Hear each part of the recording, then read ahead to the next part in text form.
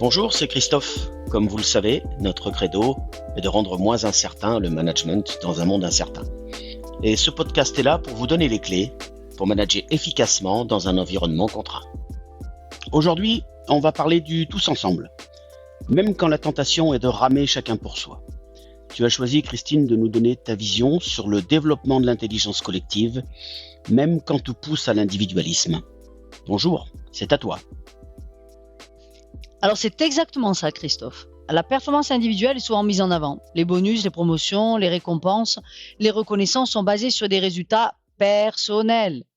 Alors comment fait-on pour développer une vraie collaboration dans ce contexte-là ? Comment fait-on pour que la somme des intelligences soit supérieure à la simple addition de chacune d'elles ? On va explorer ce paradoxe ensemble. On va décortiquer pourquoi, malgré les incitations à être individuel, le développement de l'intelligence collective est une nécessité pour la survie et la prospérité des entreprises. On va voir ensemble ce que ça peut signifier concrètement sur le terrain, et puis on s'intéressera à des actions et des outils pour la cultiver. C'est très alléchant, Christine, mais c'est quoi selon toi l'intelligence collective ? Et surtout, comment la caractériserais-tu par vent contraire ? Bon, Christophe, petite définition. L'intelligence collective, c'est quoi ? C'est la capacité d'un groupe à résoudre des problèmes, à innover, à créer d'une manière qui surpasse la capacité de n'importe quel individu du groupe pris isolément. Alors on peut dire que l'intelligence est collective si elle est distribuée partout, valorisée, coordonnée en temps réel. Autrement dit, tout le monde a quelque chose à apporter, quel que soit son rôle, son titre, son ancienneté. Eh bien, l'intelligence collective, c'est d'abord la diversité. La diversité des profils, la diversité des expériences, des cultures, des façons de penser. Elle est la clé pour aborder un problème sous tous les angles. Ensuite, il y a la confiance, c'est-à-dire les membres de l'équipe doivent se sentir en sécurité psychologique pour s'exprimer. Et pour que l'équipe rame ensemble, il faut une sécurité psychologique. Je réinsiste. Et c'est quoi la sécurité psychologique ? C'est premièrement le droit à l'erreur.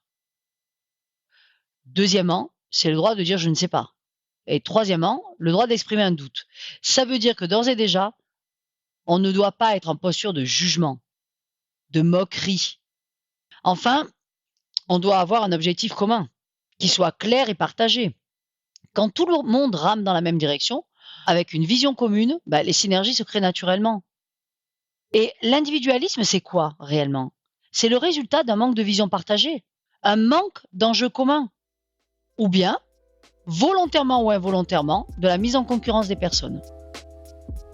C'est très clair, Christine. Et j'aimerais que tu puisses donner quelques conseils à nos auditeurs pour les aider à avancer.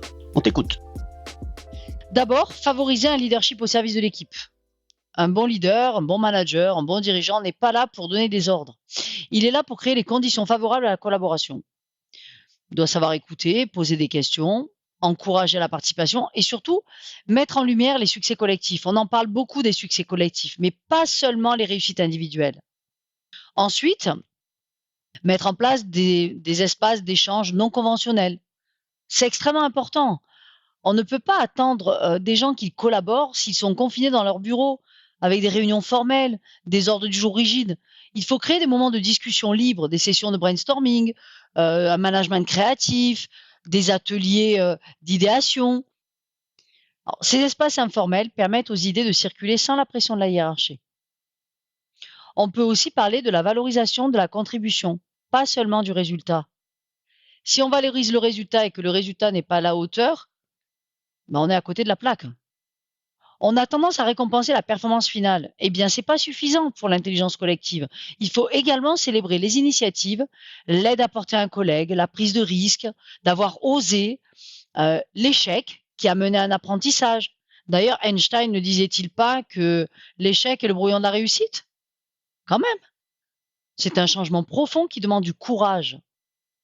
Enfin, le manque de transparence, il va faire quoi ? Il va nourrir la méfiance et la rétention d'informations. Alors, si les informations clés sont gardées par quelques personnes, il n'y aura jamais de vraie collaboration. Il est donc indispensable de cultiver la transparence et le partage d'informations. Je sais bien, Christine, que je vais me répéter, mais est-ce que, encore une fois, tu disposes d'un pense-bête ou d'une astuce à confier à nos auditeurs ? Alors, ce n'est pas réellement un outil, c'est une méthode. qu'on peut tester en binôme ou en trinôme. Chacun partage sa lecture d'une situation, sa vision, sa perception. Ensuite, il va proposer les options ou les solutions ou les pistes que lui identifie. Et ensuite, ensemble, on va construire la solution qui nous semble la plus appropriée. Alors, c'est une pratique qui est idéale quand l'équipe a vraiment l'impression d'être dans une impasse. Et donc, d'adopter un regard un peu différent permet de faire sortir de l'ornière.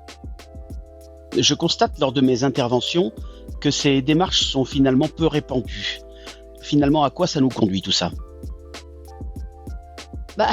À quoi ça nous conduit, Christophe? Chacun rame pour soi. On fait plus d'efforts, on réduit l'élan commun et surtout, on fatigue l'équipe pour rien. Alors, notamment en période de crise, l'isolement n'est pas neutre, hein. C'est un frein à la performance. Alors, je vais vous laisser avec cette citation. Aucun de nous ne sait autant que nous tous.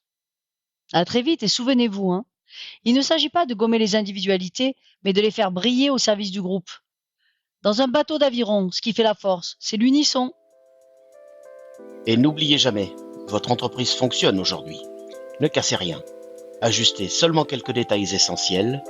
Et si ce court développement a éveillé chez vous une idée ou une action immédiate, nous avons atteint notre objectif. Faites-vous confiance. À bientôt.